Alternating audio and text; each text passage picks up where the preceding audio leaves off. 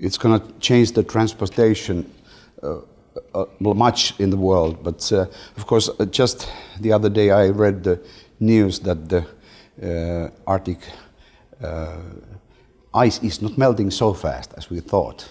So we might need some good Finnish icebreakers to open up the routes straight to China and Japan and Asia all over, which is the growing industrial area and using a lot of iron and metals. And that's what we in Finland want to be also in the development of the Arctic area.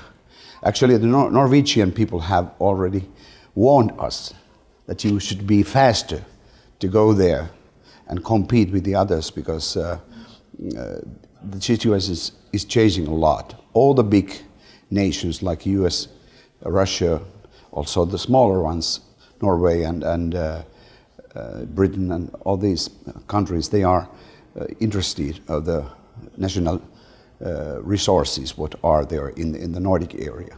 But also with the routes, with the merchandise routes, transportation routes to Asia. That's going to change a lot, because so far it's been a long, long way to take all the products and raw materials to Asia and back.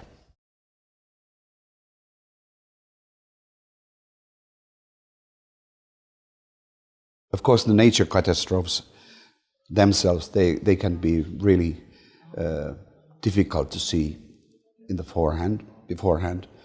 But of course, the artificial food is a thing that is going to change the world product of agriculture also. And it's also a critical thing, because we are not sure, can we eat that artificial root food? Even that there's gene food, there's been a lot of criticism that you are touching the god's food, which is coming from the fields. Of course, there are other things like what is going to happen in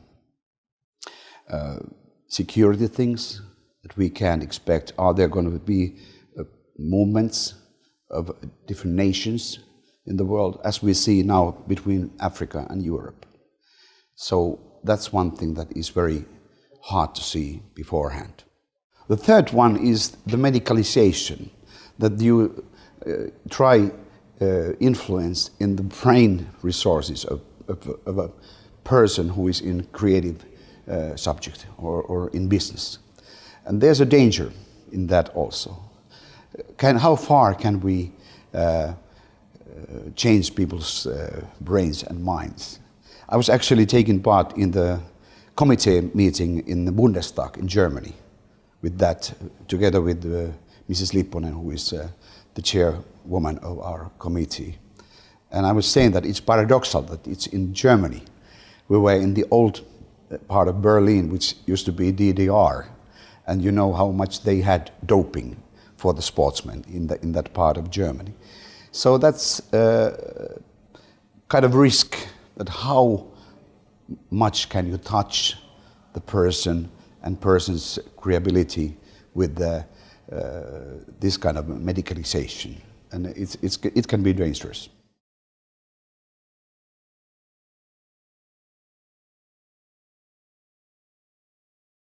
I think you have to hear the small signals, and especially from the young people. As I have been an artist and musician, so I try to always to listen to the young people, what they have as an idea. For example, now we have lots of protests from the young people in different issues. So we had to be quite sensible with that, to hear that.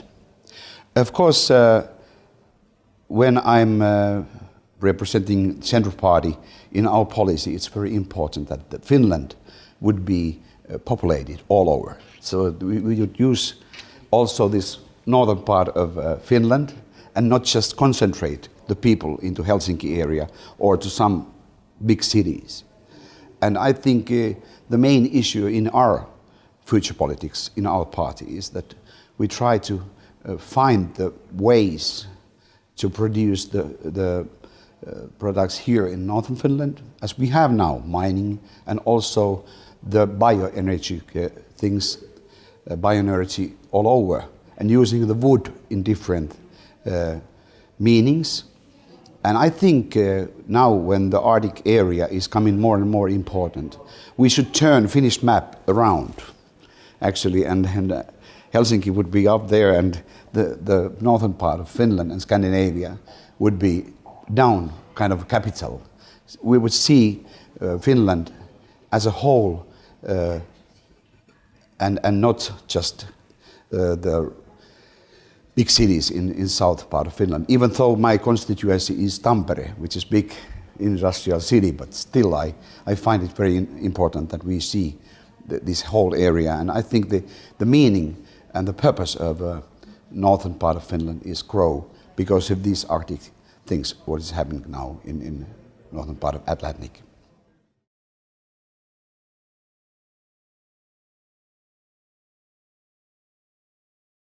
We have to control it.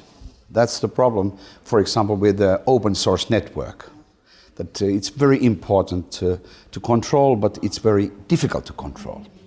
For example, the music and the films and all that, what the productive people make, creative people make, it's now so easy to use it and also spread it.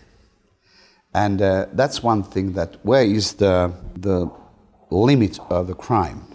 That's very, very difficult to say.